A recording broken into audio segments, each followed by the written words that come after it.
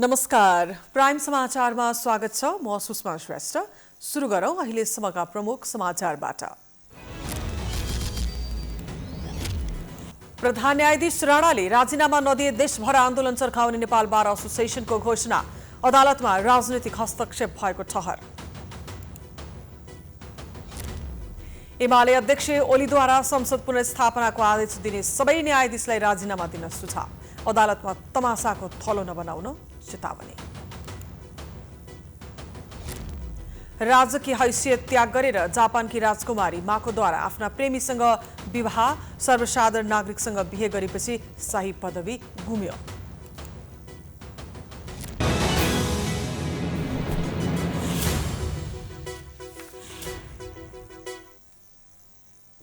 अब समाचार विस्तारमा। नेपाल बार एसोसिएसनले प्रधान न्यायाधीश चोलेन्द्र शमशेर जबराको राजीनामा मागेको छ। मंगलबार दिनभर छलफलमा जुटेको बार एसोसिएसनले अन्ततः वर्तमान गतिरोधको अन्त्य गरी सहज निकास दिन प्रधान न्यायाधीश जबराको राजीनामा मागेको हो। अदालतमा राजनीतिक हस्तक्षेप भएको भन्दै तत्काल राजीनामा नदिए देशभर आन्दोलन गर्ने चेतावनी बारले दिएको छ।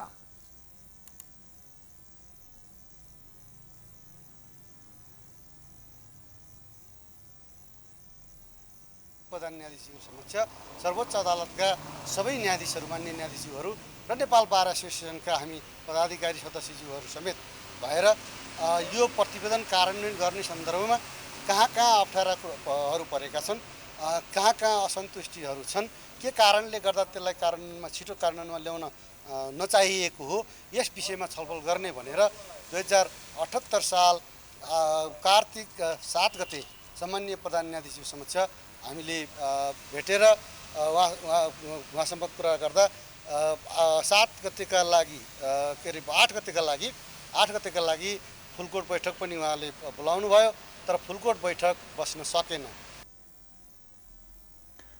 बारले न्यायाधीश हरिकृष्ण कार्की संयोजक रहेको समितिको प्रतिवेदनले औल्या अनुसार पेशी व्यवस्थापन, बेन्च गठन लगायतका कुरामा प्रधान न्यायाधीशले चासो नदिएको आरोप समेत लगाएको छ। नीतिगत रूपमा गर्न सकिने नियमावली, कार्यविधि, मापदण्ड निर्माण समेतका काममा र इजलास नियमित गर्ने समेतका कुराहरूमा प्रधान न्यायाधीशले ध्यान नदिएको बारले बताएको छ। हामीलाई के महसुस भयो भनेदेखि कि सामान्य प्रधान न्यायाधीशज्यूले आफ्नै अदालतभित्रका आफ्नै सहकर्मी मान्य न्यायाधीशज्यूहरूलाई समेत विश्वासमा लिएर काम गर्न नसकेको अवस्था विद्यमान त रहेछ भन्ने कुरा थप उजागर हुन आयो। यसले गर्दा अब उहाँबाट न्यायपालिकाको समग्र नेतृत्व गर्न सक्षम हुनुहुन्न। त्यस कारणले गर्दा उहाँले यो गतिरोधलाई अन्त्य गर्नका लागि जो पछिल्ला घटनाक्रम यहाँहरूले देखिराख्नु भएको छ, अदालतका काम कारबाहीहरू हुन सकिरहेका छैनन्, सेवाग्राहीहरूले सेवा पाएका छैनन् लगायतका कुराहरू जुन सिर्जना भइरहेको छ, यसलाई चाहिँ अन्त्य गर्नको लागि अब उहाँले चाहिँ राजीनामा दिएर मार्ग प्रशस्त गर्नुपर्दछ भन्ने नेपाल बार एसोसिएसनको ठहर रहेको छ। केही मुद्दाहरूमा अस्वाभाविक रूपमा पेशी नचढाई सुनवाई गर्न ढिलाइ गरेको, केही मुद्दाहरूमा अविश्वसनीय तरिकाले छिटो पेशी राखी सुनवाई गर्ने गरेको, मन्त्री परिषद र संवैधानिक नियुक्ति समेतमा हिस्सेदारी खोजेको, प्रधान न्यायाधीश विपक्षी भएका मुद्दाको पेशी लामो समयसम्म प्रारम्भिक सुनवाईमा नचढेको बारले आरोप लगाएको छ।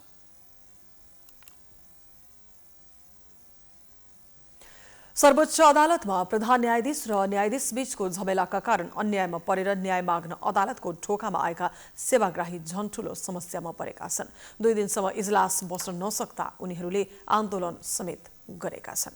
एक रिपोर्ट। प्रधान न्यायाधीश र न्यायाधीश बीच केही समय यता अदालतमा चलेको जुहारीले टाढा टाढाबाट काठमाडौँ आएका सेवाग्राही समस्यामा परेका हुन्। प्रधान न्यायाधीशले राजीनामा दिनुपर्ने माग राखेर सर्वोच्च अदालतका न्यायाधीशले बेन्च बहिष्कार गरेपछि न्याय माग्दै अदालतको ढोकामा आएका सेवाग्राही शास्तिमा परेका हुन्। मेरै पक्षको मुद्दा भन्नुहुन्छ भने फागुन 2 गतेलाई पेशी अर्को पेशी तोकियो। हेर्नुहोस् त, यस्तो अवस्था छ। 15,000 भन्दा बढी चाहिँ मुद्दाहरू फैसला गर्नुपर्ने अवस्था सम्मानित सर्वोच्च अदालतमा विचाराधीन छ। उहाँहरूको कुर्सीको आन्तरिक कुरो, राजनीतिमा के गरे, कसले भागभन्डा लिए अथवा कसले के गरेसँग त्यो एउटा सोझो तपाईँको चाहिँ हुम्लाबाट आएकोले भन्नुहोस् अथवा चाहिँ तपाईँको चाहिँ काँकरभित्ताबाट आएको चाहिँ एउटा त्यो चाहिँ के अरे सेवाग्राहीलाई त त्यो सब मतलब भएन नि त। सर्वोच्च अदालतमा अहिले 30,000 मुद्दाको चाङ लागेको छ, तर न्यायमूर्तिहरू समयमा अन्यायमा परेका सेवाग्राहीको मुद्दा छिनोफानो नगरेर उल्टै प्रधान न्यायाधीशका विरुद्ध अदालतमा झमेला झिकेर आफू पानी माथिको ओभानो बन्ने दाउमा लागेका छन्।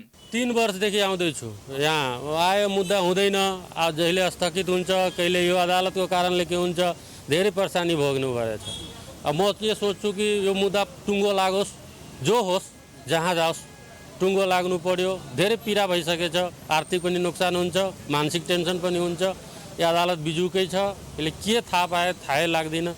अब आएर दुःख पाउने मात्रै हो। फेरि अब अर्को महिना दिन्छ भने फेरि आउने, फेरि यस्तै भयो भने फेरि अर्को महिना जाने। धेरै दुःख परेछ यहाँ यस कारणले। अदालत त पुरै बिजुक्कै भइसकेछ। अब यस्तो कहीँ अदालत हुन्छ? न्याय माग्न आउँछ मान्छे, यहाँ न्याय पाउँदैन। त न्याय पाउँदैन भने किन अदालत रहनु पर्यो? अदालतै नरह्यो भने हुन्छ। यो गलत हो। गलत गर्ने सबै पक्षहरू दोषी हुनुपर्छ।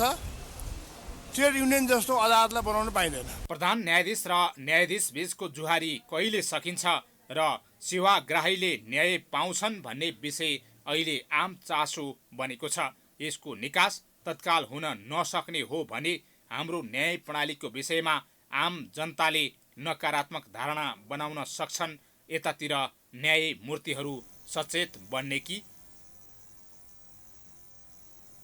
समाचारको सिलसिला जारी छ, हामी विश्रामपछि आउँछौँ।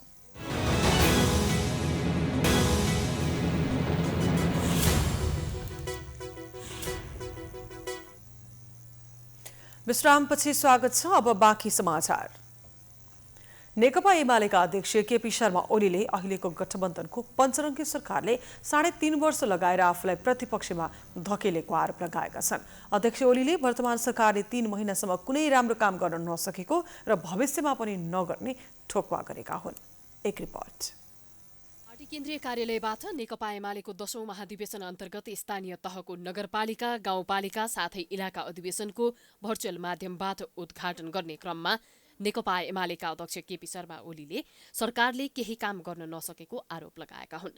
अध्यक्ष ओलीले अघिल्लो सरकारले गरेको राजदूत नियुक्ति बदर गर्ने र अघिल्लो सरकारले गरेका राम्रा काम बदर गरेर काम देखाएको भन्दै 1400 वटा विकास निर्माणका काम आफ्नो नेतृत्वमा रहेको सरकारले गरेको र अहिलेको सरकारले ती काम रद्द गरेको आरोप लगाए।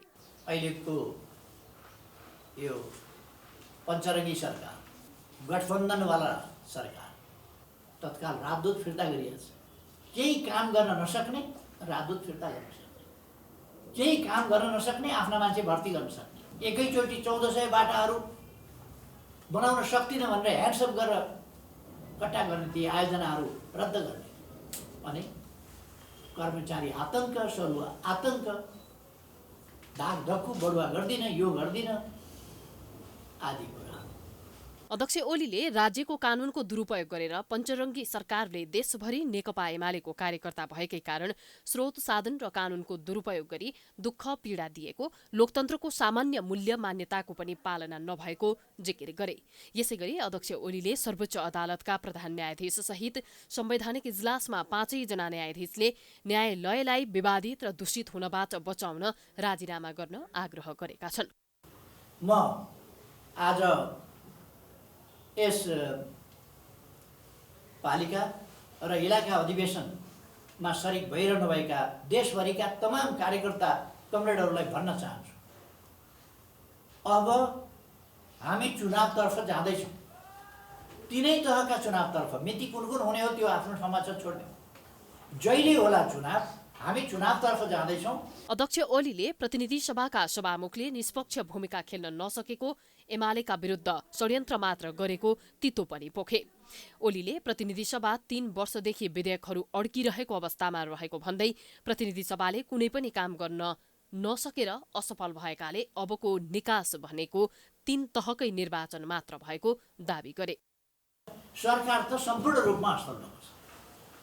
अब राज्यका 3 अङ्ग व्यवस्थापिका संसद अशक्त भइरहेको छ, असफल भएको छ। त्यसको नेतृत्व यस्तो विवादास्पद छ, विवादमा परेकोले राजीनामा दिनुपर्छ भनेर अन्त भन्दै हिँडेका छन्। 3 मान्छेहरू विवादमा परेको आफ्नै मान्छे उहाँहरूको आफ्नै किन भन्नु पर्यो भने उहाँ त निष्पक्ष त हुन सक्नु भएन। अरूको निष्कासनको पत्र तुरन्त ढोकैबाट मागेर टाँस्ने, नेकपा एमालेको निष्कासनको पत्र विचाराधीन राखेर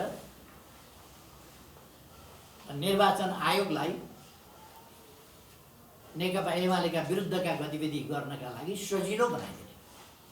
पूर्व प्रधानमन्त्री ओलीले राज्यका तीनवटै अङ्ग व्यवस्थापिका, कार्यपालिका र न्यायपालिका असफल भएकाले यसलाई सही बाटोमा हिँडाउन र लोकतन्त्र जोगाउन ताजा जनादेशका लागि देशमा आम निर्वाचनको विकल्प नरहेको दावी गरे। उनले भने जस्तै गठबन्धनको तर्फबाट सरकारको नेतृत्व गरिरहेका प्रधानमन्त्री देउबा पनि आगामी वैशाखभित्र निर्वाचन गराउने दाउमा देखिएका छन्।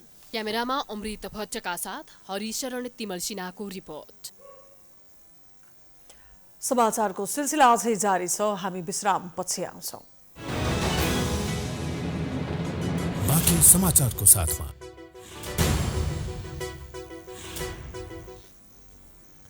विश्रामपछि स्वागत छ। अब अन्तर्राष्ट्रिय समाचार।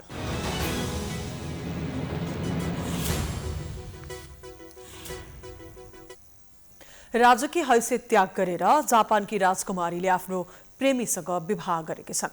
जापानकी राजकुमारी माकोले प्रेमी केही कोमोरोसँग विवाह गरेकी हुन्।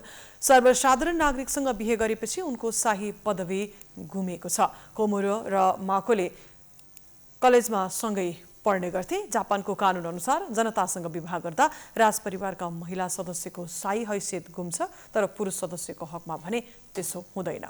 राजपरिवारका सदस्यको विवाहका बेला गरिने परम्परागत विधि पनि उनले अवलोकन गरिनन्। राजपरिवारबाट विदा हुँदा महिला सदस्यले पाउने नगद पनि उनले अस्वीकार गरेकी छिन्। यी दुवै कुरा परित्याग गर्ने उनी जापानी राजपरिवारकी प्रथम महिला सदस्य हुन्। नवविवाहित दम्पति अमेरिका गएर बस्ने अनुमान गरिएको छ। कोमोरो अमेरिकामा वकिल छन्। माकोको विवाह र त्यससँग सम्बन्धित निर्णयहरूलाई ब्रिटिस राजकुमार ह्यारी र मेगन मार्कलको कदमसँग दाँचिएको छ। केहीले उनीहरूलाई जापानका ह्यारी र मेगनको संज्ञा दिएका छन्। दरबारबाट बाहिरिँदै उनले आफ्ना बुवा युवराज फुमिहितो र युवरागी किकोलाई निहुरिएर अभिवादन गरेकी थिइन्।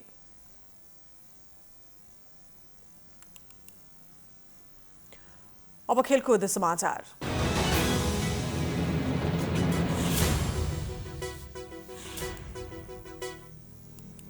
पाकिस्तानले आईसीसी T20 विश्वकप क्रिकेटमा लगातार दोस्रो जित निकालेको छ।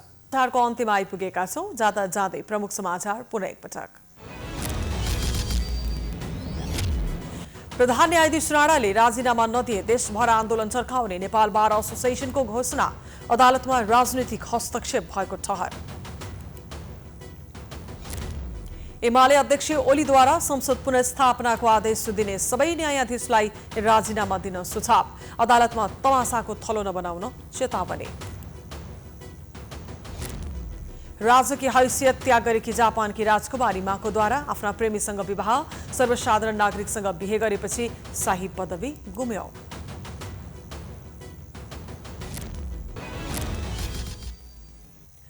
प्राइम समाचार अहिलेलाई सकियो। प्राइम टाइम्स टेलिभिजन हेर्दै गर्नुहोला। नमस्कार।